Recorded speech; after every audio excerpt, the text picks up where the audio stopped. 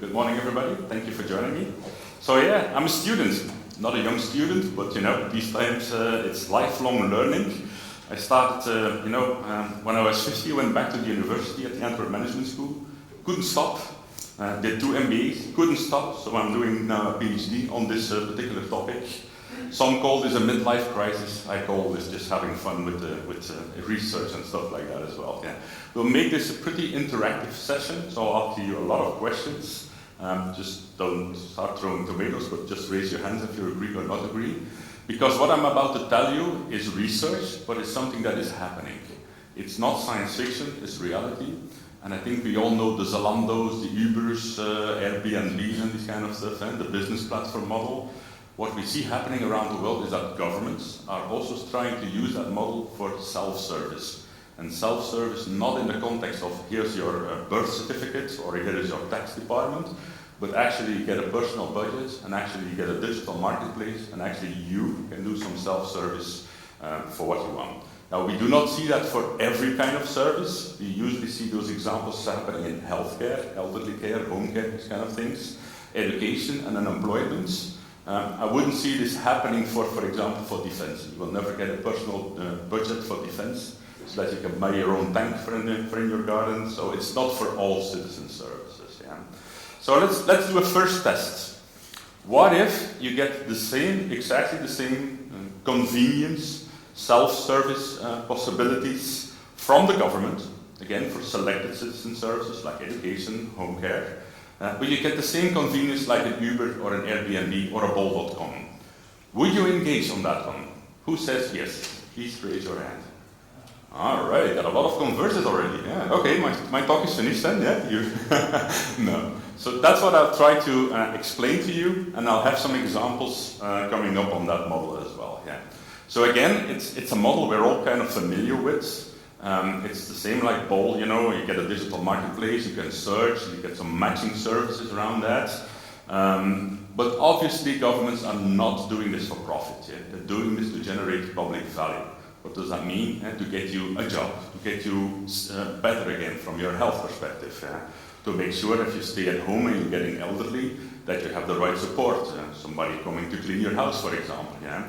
So this is absolutely a model that is not meant for profit. Governments are not doing this for profit. Yeah? Yet they're doing this to actually bring the same convenience to you. And you will see from the examples there are quite some stuff of this already happening around the world around it. Yeah? So let's start with the first question.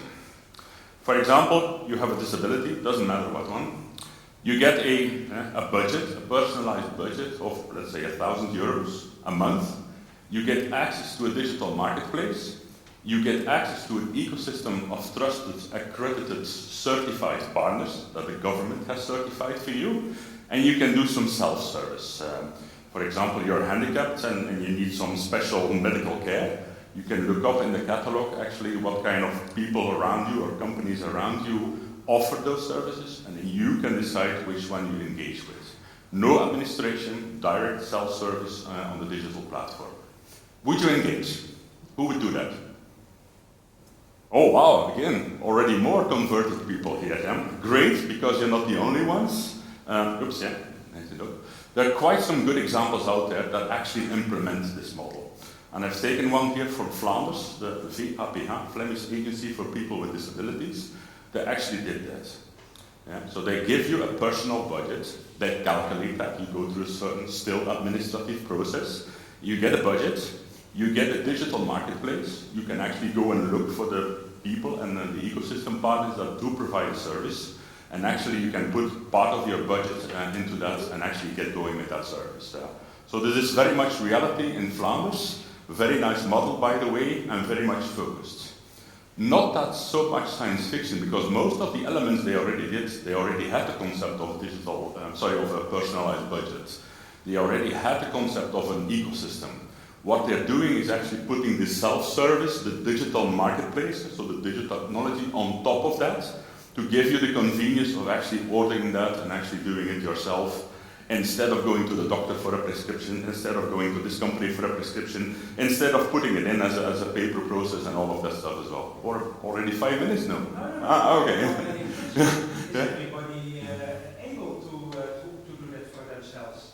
Well, you need to have a personalized budget, so you need to go to an application process, because if you're not handicapped, you will not get access to that budget, for example. Yeah? I can also imagine that people... Okay, yeah, good question, yeah. So inclusion, so what you see happening is that there are certain, sometimes care organizations around the person, that could be family, could be some other people, that actually say, okay, we are going to use the platform, yeah, you tell me what you want and I'll do the order for you. Trusted people around you, it could be your family, it could be your partner, that do the order on behalf of you.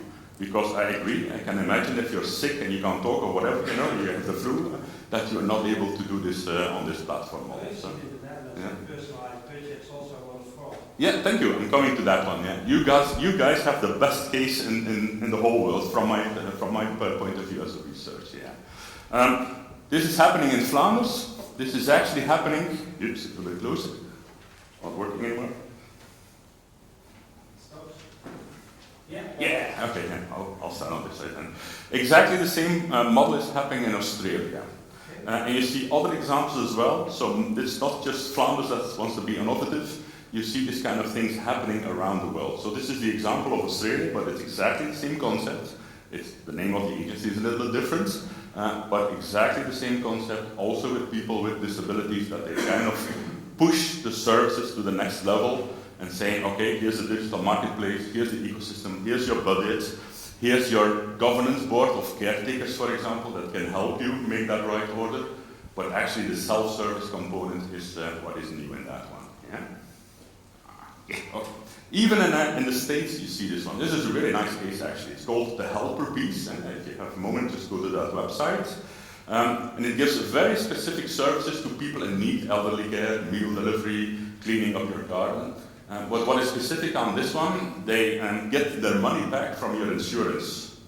So if you're insured, some of that money can be rerouted actually to that platform, and you can actually use that money to order these services. You can say, yeah, well, it's still commercial. But one of these insurance companies is Medicare, and the Obamacare. So actually, if you get a free Medicaid services, the government then actually sponsors some of the services that are out there on this platform as well. So sometimes you see a little bit of variations in the financial model out there, but it's actually always the same. You have a platform, you get a budget, you can order yourself, self-service all the way. Yeah? Yes. Let's take another one. I'm getting warmed up to the best case of the world in the Netherlands. Yeah? You are unemployed. You get a personal budget of €1,000. You get a digital marketplace. You get a catalog of providers of training, all kinds of training, yeah, and you can decide what training you want. Would you engage? Yes or no? A little bit less. Yeah. All right. Yeah. So what's the case here in the Netherlands? I think you all know it. STAP. Anybody heard about STAP? Oh yeah. Oh yeah. Thank you. For me as a researcher, this is the most wonderful case as well, because their ideal case was perfect. You know. You give €1,000 to the people, you give them a digital marketplace, you give them a catalog of services, and you order yourself. But it went horribly wrong. Why did it go horribly wrong? They did not filter... Yeah, sorry, go ahead. Yeah? Oh, yeah, I would have do that with you. Oh, okay, you have to be extra careful here. Thank you. They disabled this whole suspended basically, because there was no regulation, everyone could apply. Exactly. Exactly. Yeah. Job or to develop yourself. Exactly. Yeah. Yeah. Yoga retreat or whatever. Exactly. Yeah. So I have to be careful what I'm saying here now. Double careful now. Yeah. But if you get €1,000 to a Dutch person, everybody jumps on it. So that's exactly what happens. Yeah. There were kind of calls at 9 o'clock. The call opens, and at 9 o'clock and 30 seconds, all the money was gone. Yeah. Because everybody jumped on it. No filter on the input side. Yeah. What happened second?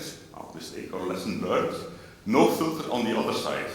You could follow the strangest course, yeah, psychology and astrology combination when you're going sailing, all these kind of things. Okay, nice to learn, obviously, but you could wonder, is that really necessary in the case of you're unemployed and finding a new job? Not that much. Third mistake, a little bit of fraud. There were these kind of companies, organizations, or people say, you know, give me €20 or that's €1,000 and I'll make the registration fee on the platform. I'll provide you a service. Yeah. So again, wonderful case. I've been with these people. I've been doing quite some interviews and sessions with them. The idea is wonderful, but they lack complete lack of governance on the input side, on the output side. So the minister came along and said, I'm spending millions of money here. How many people did you actually get out of unemployment? How many people did you actually give a job through this thing? And they couldn't answer the question, I think. Again, wonderful model, exactly what I'm researching for, but it went a little bit wrong. So for me, this is a really good lessons learned, It means that if you are a government, it's not just doing it, it's actually putting a lot of governance around it to make sure that the ecosystem works. And actually for a government organization, that's quite new, because most government organizations, they're very administrative. Here's a process to fill in a form, you send it to an administration, you wait for 3 months and you get a stamp or you get your money or you get your license. This is a fundamentally different model actually for self-services. But again, it's happening around the world. So it's worth looking from a governance point of view how we can actually get this one going. All right. Nevertheless, the Netherlands is not the only one. You see exactly the same thing happening in Ireland. That is called digital skill nets, and it's very much focused on.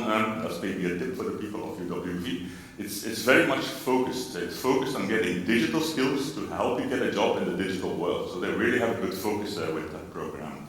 But it's the same concept. You get your budget, you get your digital platform, and off you go. So a little bit broader. There are many more examples out there all around the world that actually do the same thing. I still like the one left top. I don't know if this works. Yeah, here in Canada they got home share. What is that? That's if you're elderly and you have a very big house because, with all due respect, your partner has died or it was in the hospital. Your children are out of the house, so you have a big house. So what does Canada do? It started in Toronto, but now it's a national program. They actually open it up on an ecosystem, on a marketplace with students. So students can come and live in your house. Actually, the government sponsors it a little bit in the background, but in return, you do not party. You give a little bit of service back to the elderly person living in the house, helping them with their errands or helping them go to the bank or whatever as well. So it's a very social construct, but actually based on the business platform model. There's a marketplace. You can look for the right house, and you as a homeowner can actually put your house up there for rent or how you want to call it.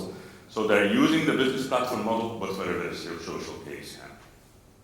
So again, and this is more or less an answer to your one, because here we go again. In the Netherlands, there's the buurtzorg. Does anybody know the buurtzorg model here? And watch, I put it in China, because they're also in China for the moment. They're exporting the Dutch model into China. Yes. There's an MIT case published in that one. So that's the caretaker organization that you can engage with. And if you trust them and you give them some responsibilities, they can actually do the transaction for you on the platform model.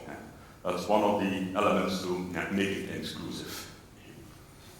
Okay, now it's getting a little bit more interesting. I think you've now seen the examples and you know where I'm heading at. But to get truly personalized services, to get a proactive offer, Yves, you want to stop smoking and you already tried these kind of things. Now we would like to suggest this therapy. That means that I will have to give some data, some personal data, to the ecosystem. Now it's getting really interesting. Do you guys want to share your data with the ecosystem, and in return you get a personalized and proactive services, yes or no? Who said yes? Ooh, it's getting interesting, Okay, let me give you an example. I have to be careful what I'm saying, but this is kind of the anti-example.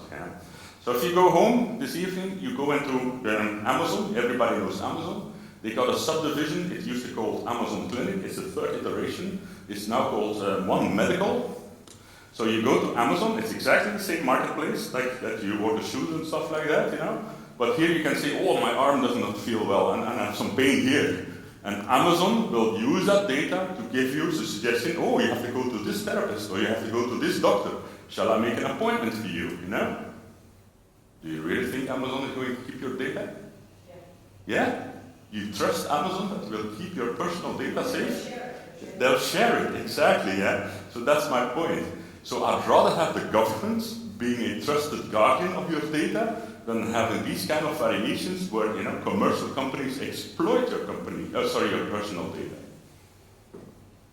So I'll ask the question again. If the government can make sure that all of the governance is in place to do that, would you still use Amazon, or would you then prefer to go to a government site? I still don't trust the government.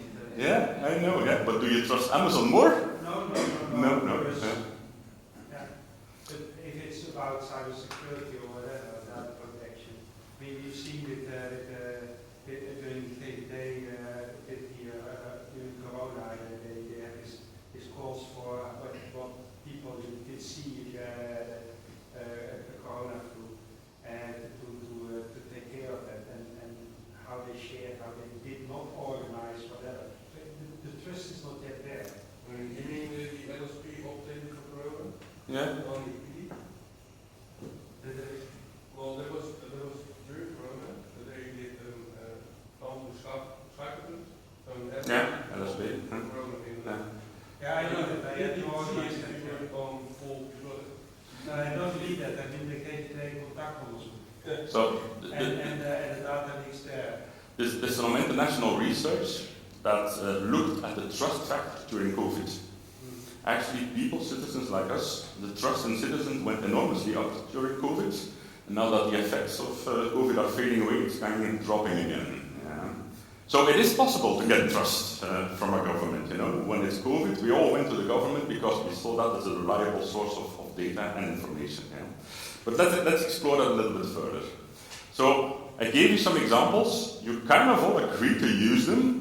But now I'm going to look a little bit more at governance point of view. So how do you actually start organizing these kind of things? So I went out to a lot of cases out there, and I asked them, what's the value that you're looking for? What's the strategy? And it went awfully quiet.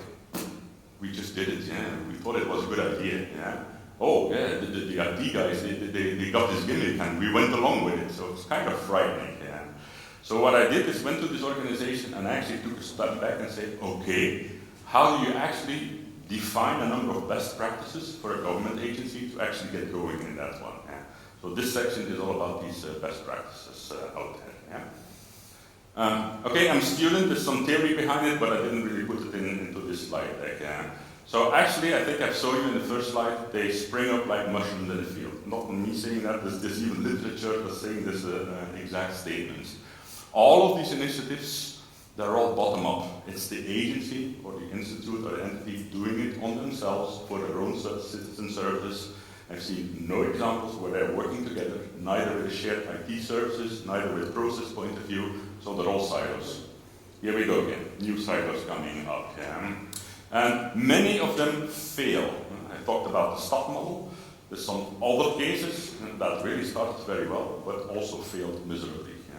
So if you do not design this correctly, if you do not set this up with the right processes, you know, how are you going to get people to trust you if you keep failing these models, if you keep pulling them off the market actually, yeah? So my point of view is we really need to have some good guidance for organizations to get them going, to design it correctly, to set it up correctly, and to operate it correctly. And again, that's a very new model for governments. They're very much still thinking in the 50-year-old way of administration. And here's the website, and if you're lucky, you get a digital form, these kind of things. Somebody from the government here? Yeah? Okay. Oh, have to be extra careful now. Yeah? But I think you recognize it. Most of these, and so now comes this process, now comes this digital. It's unstoppable, by the way, you know. So how do you get going and actually start building that one out? Yeah? So again, it's a completely new governance approach that you need as a government, and they're not used to that. There's quite some unique elements, and actually I'm not too much worried about technology in this perspective. There's enough technology out there to make that going. But actually you have different stakeholders. What it is, you have the citizen as a stakeholder, so you need to understand what he or she wants, what does value mean for that person. You need to understand the stakeholder, the commercial stakeholders, because they will only join your platform, you know, if they can make money out of that. So that's a little bit scary from a government, that you open your system or your application to an ecosystem of partners that can make money out of that one. So here we go again. You need to regulate it. You need a completely different process to redesign these citizen services, away from the paperwork. Actually saying, okay, how am we going to move those services into a platform model? How are we going to do that? How are we going to mold them? and actually how we're going to follow them up. Yeah? You see that managed business and IT agility. One of my statements or in my research is that you cannot do this as business on the left-hand side and IT on the right-hand side anymore. You know? You need to come together because the product of the business in this case is the platform. The product of IT in this case is the platform. You know? So, and because it's very innovative, these partners bring out new therapies, new stuff to the market very soon. You need to have a little bit more agility in your whole process to actually cope with it. This is not easy for governments. That's typically pretty rigid, and it's already going a little bit in the right direction with IT agility. When you create a new product or a new application, this is another level where you actually talk about business agility. We're going to manage the ecosystem in an innovative way, much faster than before. We bring new therapies to the platform. We retract them. They're not popular anymore, or people are saying this is not good. So it's another dynamic that you as a government agency need to do. I think we already talked about data, privacy, and trust, pretty crucial in that one. You cannot afford to be the Amazon in these kind of exercises. You cannot afford that your data is being used or misused somewhere as not meant by design. Yeah? So that means there are, I initially called them critical success factors, but I had a big discussion with my promoters. And because there's not enough evidence yet that they are critical success factors, because there's not enough volume of cases yet that have done that, I call them enablers. Enablers of success. It's a little bit of softer word, you know. Maybe it's a governance discussion, yeah? Because the term critical success factor means there's enough data that you can collect from case organization and actually measure that one. I only have 5, so that's statistically not that great yet. So I call them enablers. That's a little bit softer. Okay? If that is not enough, it brings you another challenge. A little bit closer. Yes. Excuse me. This also means that for a typical government, administration-oriented organization, now all of a sudden you need to establish a digital, not a personal budget, because most of these agencies have experience with personal budgets. Has been existing for 20 years. In the UK, it's been out there for 20, 25 years with ups and downs, you know. But now you need to bring that into a digital world. Do you bring that to a digital, I don't know, coin or digital budget to be seen? But you need to make it available on the marketplace so that people actually see that budget, and actually if they order something, that budget goes down, yeah? Which is quite different. If you go to an ecosystem of partners, you need to make sure that you have a good interaction with these people. You see in governments, it's an old construction, public-private partnerships. I don't know if you're familiar with that. It's where the government, for example, orders a private company to build a bridge, and they collect pay if you cross that bridge. You see literature around the world that model is being extended to services. So again, nothing new, but now we put it into the context of a digital platform. Again, you need to have those partners agree that you as a government have the best interest for the citizen, and that you're not out there just to regulate to that, but actually also to innovate to help that person, which is quite a different dialogue than the traditional one. Yeah? You need to enforce a number of these governance rules, risk, security, data, and all of that are not the traditional controls you need to use. You actually reconfigure them in the context of a business platform. I'm not here to scare you. I'm just giving you a number of elements that needs to be considered when you do that. Yeah. And I think you know it if you go to Amsterdam and you walk in a street where there are lots of restaurants, and you see a restaurant with nobody in there, and next door there's a restaurant that are queuing up. Which one are you going to take? Typically the one that's queuing up. It must be good because they're waiting outside. Yeah. So it's a little bit the same mentality that you need as a government. You know, we need to make this attractive. There needs to be the right content, the right providers, or our citizens will not engage. And on the other side, if no citizen engaged, no partner will come as well. Yeah? In the typical platform world, they call this the chicken and the egg effect. Yeah? You need both actually to be well balanced and kept growing. And it's not because you have an ecosystem from day 1 that is the same at day 2 and that is still surviving at day 25. You know? This is a continuously evolving environment. Yeah? So you need to make sure that actually they're really attracting citizens and ecosystem partners out there, which is not a traditional role for governments. Yeah. Still, it's happening. And last one, and it comes a little back to your question, you really need to spend some time of setting governments up as a trusted data guardian. you cannot let that data being sold off. You cannot let that data being misused. So there needs to be some regulation, some trust with the ecosystem partner. They need to, I don't know, subscribe an NDA or something like that, that they will not use your data beyond the scope of the transaction. Beyond the scope of making sure that you get a personalized offer or a proactive offer, yes, but actually not that much further. You can say, yeah, well, that's easy, we make some agreements. But here comes along artificial intelligence. So what do you do with these algorithms? Do you let them loose on your data and let them make you suggestions? So that's where it's getting extra tricky, that you really need those regulations. Those AI can give you very much personalized services, that's what they do. They can interpret your data and actually send it to the ecosystem and get a sample back. For example, what if you would give your blood results to the ecosystem, and that's a stupid example, and you want to stop smoking, so they can look for, some parameters in your blood and say, we got a medication, if you use that one, you'll get more chance of stopping smoking. It's a stupid example, but you get it, That means an algorithm will use my personal data, challenge number one, but it will, actually provide me some guidance or proactive services, challenge number two. So data is a very, very crucial element to watch over when you set up these models. I've been part of the Flemish government open data team for 8 years. Number one, I would say, wrong criteria is data quality. Nobody really cares, here's a data set. Quantity of data sets was more important than quality in the early days of open data. Mm-hmm. If you do that in this case, you're dead wrong. So again, data quality, data governance, yes, the good old data governance is crucial to get this model up and running. Am I scaring you off? Last year, here in this room, we had and he was talking about European health data space, and he's a medical researcher, and he had the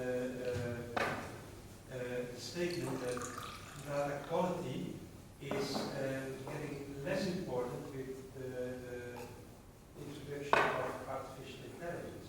It's still very important, but for where you had formerly the business intelligence databases, where it was very important, is that it is changing. But I'm just putting the statement of a professor from the medical Let me counter that with a student. At UWV, there was the Innovation Festival a couple of weeks ago. Were you there as well? Sorry? At the UWV Innovation Festival a couple of weeks ago. Wonderful, by the way. So there was a student there that did bias in the process of employment. So the AI was screening your CV and was actually saying you're okay, you can go to the next round. We think you're fit for the job or not. Yeah. So they brought a case where a man said that he was president of the female tennis club of his the area where he was living, and he was disqualified from the process because the AI thought he was a woman. Yeah, actually case. So first mistake, it's a woman, so you're getting out of the system. That's racism. And the fact that the system decides because you're president of a female club, whatever, that's not a reason to go to the next round. It's crazy. It was just one of these examples. So AI is wonderful, but if you do not keep guard of your data process, the good old data governance, getting the next level actually in this kind of transactions. Answer the question a little bit? Yeah. Okay. So what I'm trying to say, if you now put this in a operating model, you will not get, I think, in government organization that far from day one that they are ready. Typically, they will start with what they know today. And that's what I'm trying to depict here. I call this a traditional organization. By the way, there's nothing wrong with being a traditional organization. That means you use your current prevailing governance mechanisms to get a project going, funded and actually delivered. So if you look at this actually towards business platforms, that's typically where business provides resources to a project team, IT provides resources to an IT project, to the platform project, and the ecosystem is an external partner. We'll talk with them. That is not really a good recipe for getting or achieving business agility. You only get that far. And there's one case out there that you can read about this. It's the Flemish UWV. where they actually get stuck with that one. They do not get to the third level because the organization is so big that you cannot change the traditional governance instruments, so they're being hindered actually by those processes to get to a leaner or more agile organization. So I'm kind of advocating that you chart a way that you first start by adopting agile and lean IT governance perspectives, which kind of all still says a little bit the same. Business and IT will provide resources, but at least they will be together now in one platform team, not in a project, but in the team. So they will not have the link anymore that much to the business, but they're now in a platform team and they have dedicated organizational goals to make your business platform work. The ecosystem is still part. I think you guessed it, the best model, and I have seen some organizations moving into that one, is actually where you have a platform organization, which is completely separate from the other organizations in a government. It's like the bi-model thing from Gartner from a couple of years ago, where actually business and IT funds a platform team, and actually where you accept that the ecosystem is part of your governance. That's a completely different ballgame than what governments are actually used to. So you will probably not get there from day one. You could be lucky if you find organizations already on this side. So you need to consider that organizations that start this way, with all due respect, UWV and others, they're probably in that sector, and I do not mean as an offense or anything like that, how they can still get going with a business platform model, how they can still get some success, while in the background they make a case to the board and say, you know, we need a dedicated team, we need a dedicated organization for that. They need to move at a different speed. They need to be lean and agile, not, hindered by the traditional processes.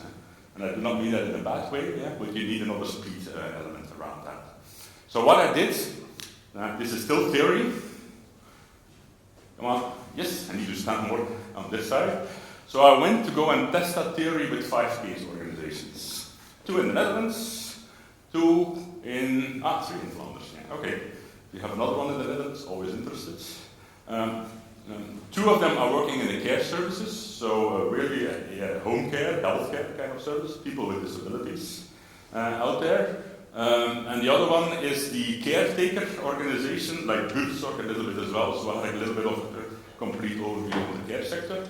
2 of them are working in public employment services, so that's the kind of the UWVs. And one of them, the last one, is still strategizing if they could go for a platform model, yes or no. It's really interesting to follow them. It's the case about new people arriving into the Netherlands or Belgium, is the same. They speak a different language. So it's a social tolken platform. You can get a translator from that platform, but sometimes in very specific languages. They're being confronted that their offering that they have on the market is being swept away by private ecosystems and is being completely disrupted by artificial intelligence. Because most of these translations you do yourself on Google Translate and all these kind of things. So how do they cope with it? So this is a very interesting case, and also one I'd like to project with you, that as a government agency, your traditional process is sometimes under serious discussion because the market or artificial intelligence will completely swept them over. I think you already know that Flanders is the counterpart of UWV, and there is a publication on that one as well. You can read on that one. So what did I find in all of these cases? Yes. Ooh, too close.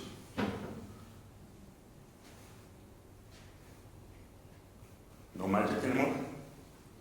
Okay, then it's the manual magic. So when I'm a little paraphrasing this. When you go and talk to these people, I had typical group sessions of 6 to 8 people, representatives from management, from business and IT, it's a little academic, to make sure that I have the right data. And if they ask them, what is the value that you're anticipating doing with this model? It went awfully quiet. We didn't really thought about it. We thought it was a nice way. If you talk about leadership, do you have the leadership with it? Yeah, our boss is supporting that. But then if you then extend it and you're in a government, actually the CEO is then a politician typically. If you are asking, does the politician support this? Does he understand what you're trying to do? Then it went awfully quiet again. So to make this a success, I'm already jumping a little bit, you need to consider that politicians need to understand this, need to see how they put this in the policies, and actually that you can measure on those the policy outcomes, that you say, like, stop, yeah, we had an investment of 10 million and we took 300 people out of unemployment. So you need those kind of metrics to the politicians or your budget is gone. Yeah.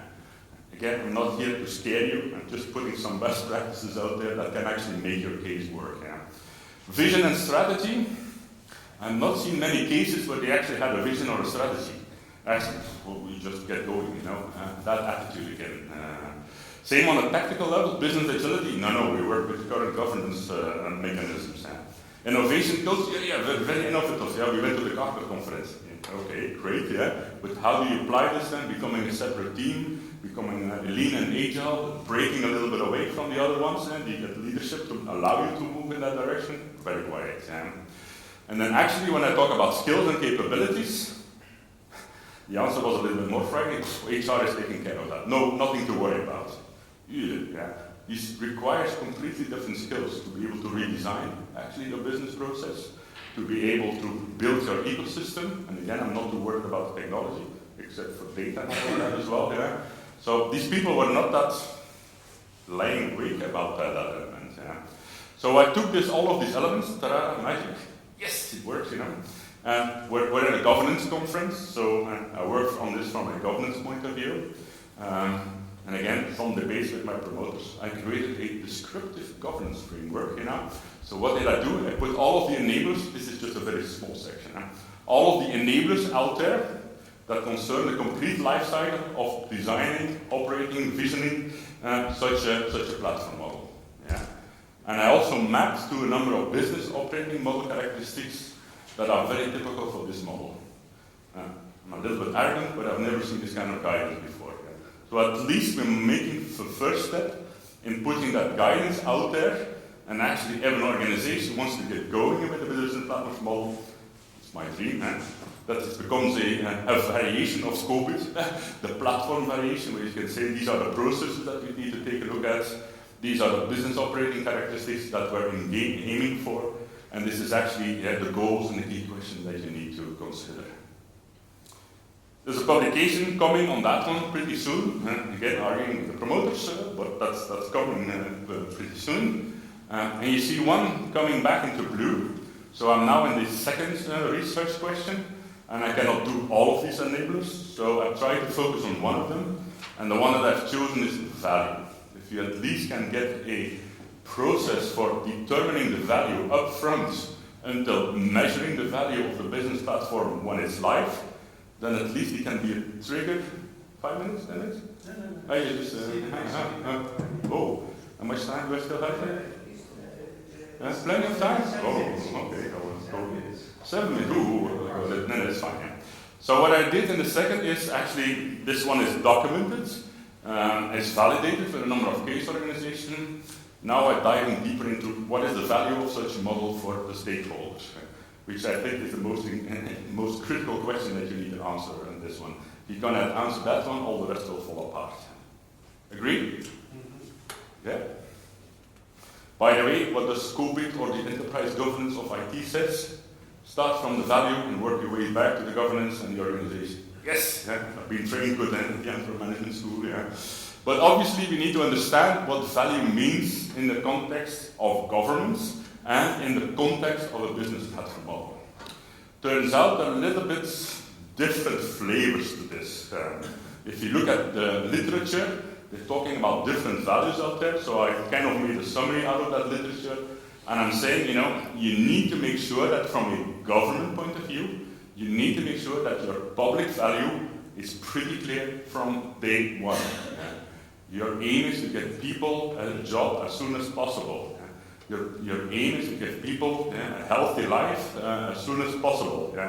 So if you, 5 minutes, okay. So getting the public value is also the way to communicate to politicians about what the benefits will be of this platform. And that's the language they typically talk to. For the citizens, it comes down to personal value, what is convenience means, what is choice means, what is personalized self-service mean. So you need to be able to determine the value out of that point. Yeah? You will get a job faster because we give you a personalized training offer, yeah? And these kind of things. Yeah? You also need to consider the economical value because you're working with an ecosystem of partners. You need to make sure that they understand how much profit they will make out of this one. You know, what are the conditions to join the platform, which is not the usual task for governments. And as you see that I made two sections, one of industrial, commercial companies, but I've seen a lot of cases where social, not-for-profit organizations see this as a channel to actually promote their services. It's wonderful, and that's because the social aspect is coming up to that one. And for one example, homelessness, we're often offering soup or a place to live, for example, and you can search for when it's cold, when the next place is available. Very much social value. And actually, anybody knows this model on the left-hand side? It was born in 1995 by Professor Mark Moore from MIT, and it's still brilliant. Yeah. It says, you know, you need to make sure that if you have those three parameters in balance, that you understand the value outcomes. He only talks about public value, but I'm extending it a little bit. You also need to understand the operational capacity. Can we do this from a governance point of view? Do we have the budgets? Are we equipped to do that? You know, all these kind of operational characteristics need to be in balance.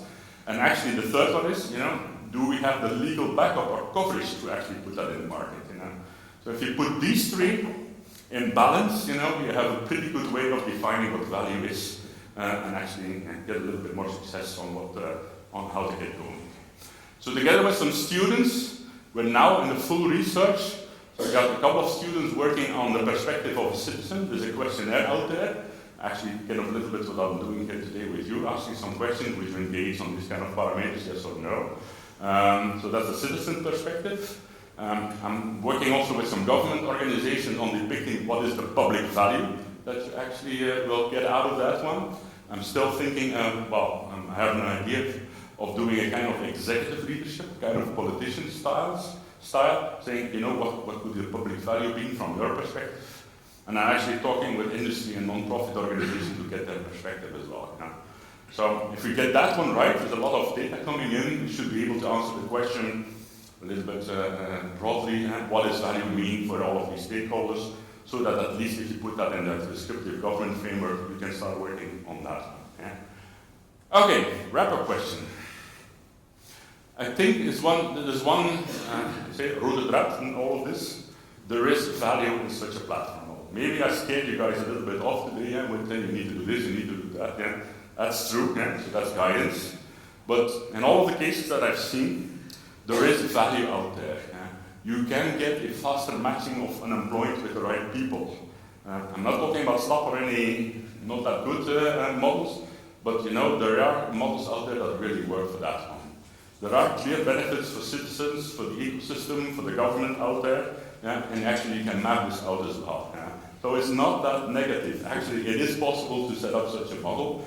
I've seen a lot of cases where political leadership is really supporting on this one, and using an ecosystem is possible. Was one person setting up an ecosystem is very easy. Maintaining an ecosystem is damn difficult. You know? So it's not a one-off. You need to get going on all of this kind of thing. So putting it all into perspective again, I did some case research on these cases. I theorized a descriptive governance framework that puts all of the enablers out there with some guidance around that. I have the platform business model characteristics behind that, and I'm now focusing on value as the number one perspective. If you read this one, you'll, a little bit arrogant, have a better chance of getting out there a successful platform model. Yeah? Because it's not going to stop. I'm very sure about that. Many organizations are going to go that way. So I hope with you guys, with all the COVID and governance people here in the room, that you can actually, discuss this, align this a little bit further, because I think there will be good guidance for government agencies out there. Yeah. We'll leave that for, but I'm very much happy to learn from you, your organization, what did you do on a platform model, or maybe we can have an offline discussion on that one as well. Always looking for guidance on that one. This is, okay, the last question? The last question. The last question. Now that you're all an expert, you know, you have seen your examples, I gave you governance, I gave you a number of things. Would you still engage with such a model now? Or would you? would you stop? Ooh, not that one. Yeah. Getting more trust now. Getting more trust now? Yeah, okay, yeah. But slow, it's slow coming on. Yeah. Okay. That's kind of the message that I wanted to convey. There's a lot of stuff happening, best practices are being set up, and I'm happy to discuss a number of these things with you. Just the last one, because I think we all know it.